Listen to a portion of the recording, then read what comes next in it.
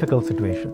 Good, honest business people faced with severe disruption, potential closure of their businesses, and the risk that thousands of our Singaporeans may lose their jobs. 4 budgets have been put in to help pay salaries, help businesses, help Singaporeans, also create new jobs. Another new significant step was taken on Friday, 5th of June in Parliament. A new law was enacted, passed, which would help eligible SME tenants and non-profits to get some rental relief. SMEs in the F&B and retail sector will get 4 months rental off.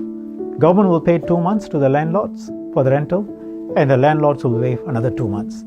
SMEs in the office and industrial sector will get 2 months off. Government will pay 1 month to the landlord, and the landlord will waive 1 month. In addition, many tenants may have cash flow problems, even after taking into account this waiver of rental. For those who are unable to pay rental between the 1st of February and October 2020, they will be given a moratorium. They can repay the arrears starting from November 2020. Why are we doing this?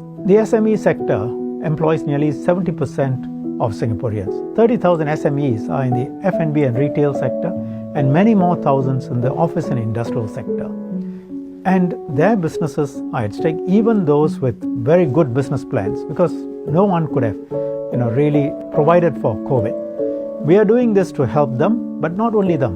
The landlords also benefit from this, because if the businesses can stay alive, ultimately the property values are also maintained, at least not destroyed substantially. And the employees also benefit. So we are trying to help everyone by doing this, try and take a fair and balanced approach, balancing the different interests. Question has been asked, some smaller landlords cannot afford the full waiver. In that case, we will set out some criteria. The landlords who are unable to give the full waiver, if they satisfy the criteria, will be required to only give half the amount, meaning for retail and F&B sector, they need to give only 1 month instead of 2 months waiver. And for the office and industrial sector, they only need to give half a month off instead of the 1 full month. And landlords will also get help in other ways, the government helping to pay their salaries of their employees. In addition, they can have access to the loan schemes that the government has put forward at a low interest. And MAS has worked with banks to make sure that the credit flow and credit conditions are appropriate and helpful. Separately, REITs had a specific set of issues, but IRAS has come out, announced that the tax transparency rule compliance would be extended, and a number of other measures have been announced specifically to help REITs as well. In addition to the waiver of rental and the moratorium, the law also deals with some other practices.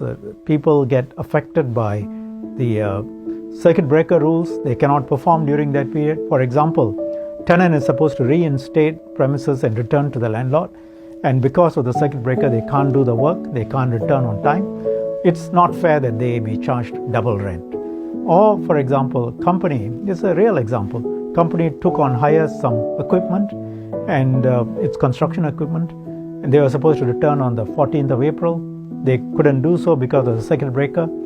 And the hirer now says, well, since you didn't return, I'm going to bill you for another month. That's not quite right.